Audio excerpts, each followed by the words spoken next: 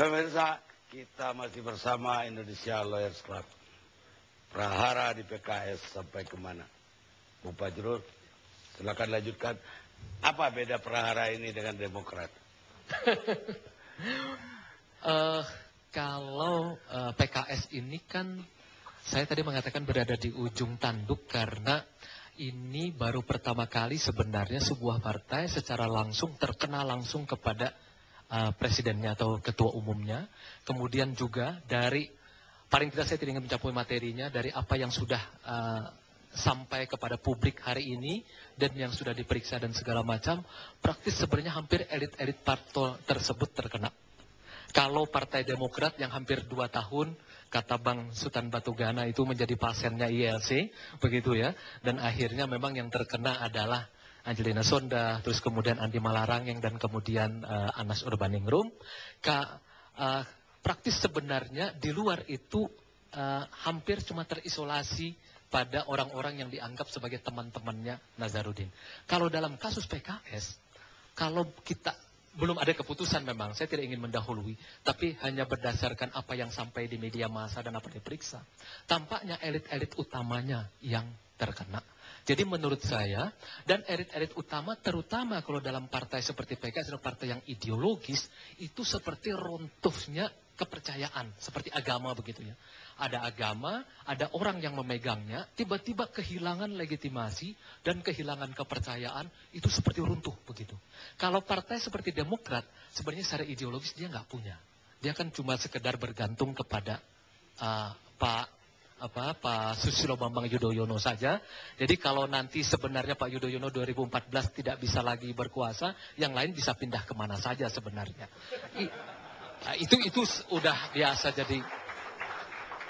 Tapi saya terus kemudian kalau berbeda dengan sebuah partai yang sifatnya sangat ideologis, apalagi yang berkutat kepada agama, apabila mereka yang menjadi apa yang kita sebut sebagai core groupnya mengalami masalah, ini akan menghilangkan kepercayaan di dalam lingkar luarnya paling tidak, dan sulit sekali untuk mengambil orang-orang yang di luar daripada mereka. Makanya menurut saya, sulit sekali partai ini sebenarnya untuk bisa merebut misalnya cita-citanya 3 besar. Masuk 5 besar itu menurut saya juga sulit sekali. Bahkan Partai Demokrat yang tidak mengalami prahara sekeras yang sedang dialami oleh PKS, untuk dapat 5% saja, atau menuju ke 7%, itu luar biasa perjuangannya. Dan ini kan sudah ditunjukkan oleh PDIP sebenarnya. PDIP tahun 1999 hampir mencapai 32 atau 33%, terus kemudian rontok menjadi 14%. Anda bisa bayangkan sebuah partai bisa rontok itu 20%, itu hanya bisa terjadi di Republik ini. Dan itu pun masalahnya sebenarnya hanya berkutat pada, sebutlah Ibu Mega karena ketidakmampuannya. Soal korupsi tidak terlalu terkena misalnya seperti itu. Beda dengan Partai Demokrat dan beda dengan partai PKS. Jadi kalau kita mau urut kehancurannya ini sebenarnya dari PDIP, kemudian Partai Demokrat dan PKS, menurut saya sangat keras kehancurannya sebenarnya. Saya nggak tahu bagaimana cara mereka bertahan sehingga mengembalikan kepercayaan bahwa elit-elit ini bisa kembali dipercaya paling tidak di lingkaran dalam, dan kemudian oleh pihak yang lain. Hari ini elit PKS bertemu dengan Muhammadiyah. Mungkin nanti akan bertemu dengan NU atau bertemu dengan elit yang lain. Tapi saya pikir itu tidak akan banyak memperbaiki sebenarnya pada tubuh partai ini sendiri. Jadi yang bisa saya sampaikan adalah terakhir buat partai ini, karena problem kita adalah bagaimana partai bisa mengumpulkan uang untuk ikut pemilu, ini harus sama-sama kita pikirkan. Mungkin yang paling bisa kita lakukan sekarang adalah, kalau undang-undang tidak bisa, bosnya Pak Sultan Batugana ini harus bertindak, membuat seperti peraturan pemerintah pengganti undang-undang untuk menyelamatkan partai-partai politik supaya sampai April 2014 tidak lagi terjebak dalam permainan politik uang ini. Jadi ini upaya menyelamatkan demokrasi sebenarnya. Gitu saja. Mungkin Pak Sultan Batugana punya jawaban. Assalamualaikum warahmatullahi wabarakatuh. Pertama saya mau komentari tentang apa yang kita bicarakan sekarang ini, kan korupsi di sana, korupsi di sini, kan begitu ya. Ini kan kita tidak sadar bahwa ini kan sudah membudaya sejak dari kecil. Ya, agak lemas saya memang. Dari tadi rapat saya, Pak. Makanya tadi ada di SMS, kok Pak Sultan matanya merah, ngantuk. Bukan ngantuk, capek saya. Tapi menghormati ILC, saya datang. Kan begitu kan? Begini, Pak. Jadi, ini budaya kita ini budaya mental ini, yang miskin. Ya, dari kecil orang tua kita nyuapin kita, sudah besar minta disuap. Inilah kejadiannya kan. Makanya saya mau katakan ini tentang masalah mental. Bukan dari partai mana A, B, C, apapun mau dibawa. Ini memang ironi. Ketika Demokrat bawa katakan tidak pada korupsi, kena pula oknum-oknum kita di situ kan. Bos-bos pula kita. Nah sekarang PKS peduli dan bersih, kena pula dia. Tapi ini tantangan untuk kita, tetap harus yakin kita bahwa satu saat nanti partai-partainya harus menjadi partai bersih. Dan Partai Demokrat tetap mengatakan kami anti korupsi. Makanya ada fakta integritas itu. Tentang oknum-oknum atau menteri-menteri yang ada di kabinet, saya mau komentari juga nih Pak Akbar Faisal ini. Orang bikin partai kalau nggak dapat jabatan, saya mau lihat nanti Nasdem kalau menang, kalau ada menterinya di dalam kabinet, saya minta keluar dulu. Karena ini sesuai dengan permintaannya. Nggak ada urusan sebenarnya. Di dalam kabinet itu kan karir politik seseorang. Tetapi di sana itu mesti amanah. Kan begitu kan? Ada orang yang gencar membawa agama ternyata korupsi. Ada orang biasa-biasa saja. Enggak tuh. Oleh sebab itu saya katakan kembali ke mental. Apapun sistemnya Pak Hanta. Apalagi sistemnya sekarang yang high cost politik. Ya, karena mental kita ini sudah mental budaya miskin. Contohnya apa? Ketika tahun lalu ada BLT di satu tempat orang miskin itu ada 13.000, ada BLT di sana, daftar jadi 70.000. Jadi orang mendaftar jadi orang miskin. Jadi mental yang miskin, moralnya menurut saya. Oleh sebab itu, Ketika jadi DPR, ternyata mentalnya itu masih miskin gitu. jangan di DPR, di mana saja begitu. Tapi yang terbanyak sebenarnya, kalau ada pengadaan barang di mana-mana, di situ paling banyak permainan. Berarti mentalnya juga mental miskin. Itu yang harus digarap. Makanya hati-hati kita kepada KPK ini.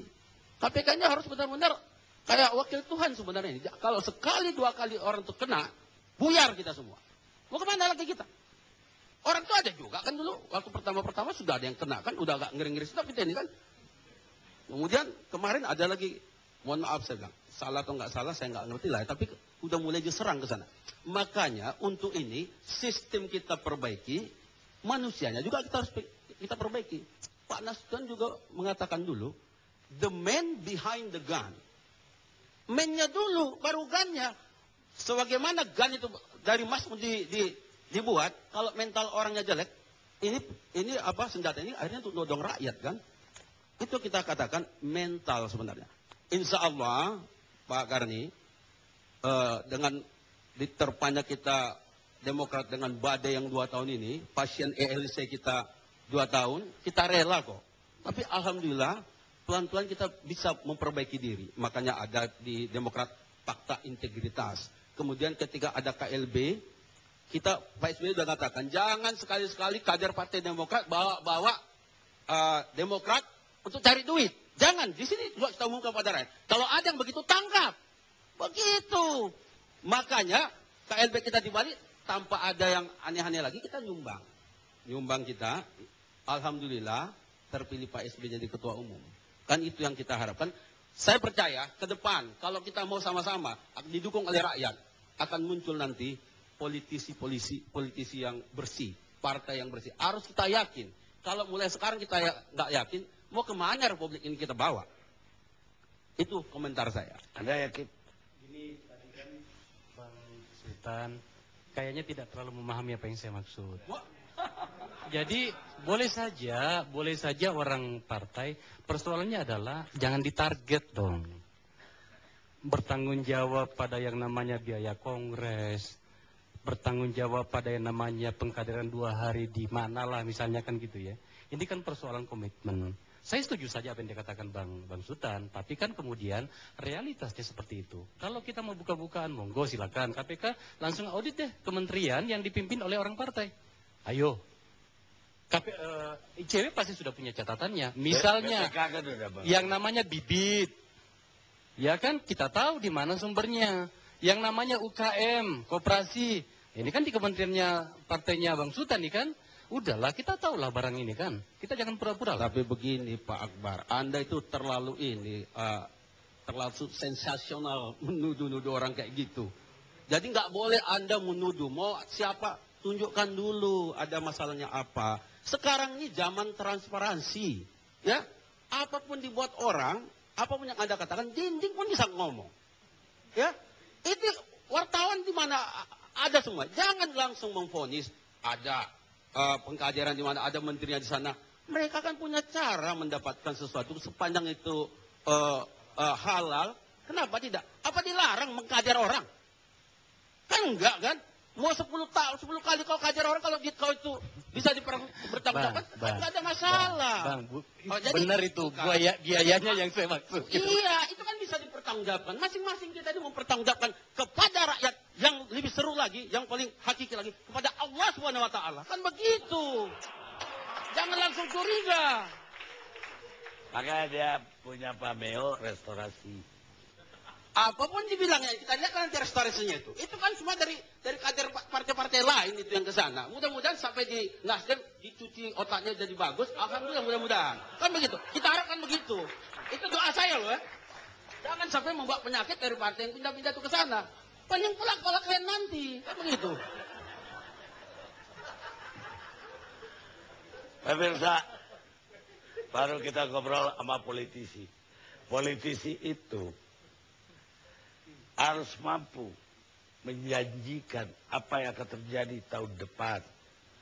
Dan harus mampu juga memberi alasan kenapa janji itu tidak terpenuhi. Winston Churchill. Kita istirahat sejenak.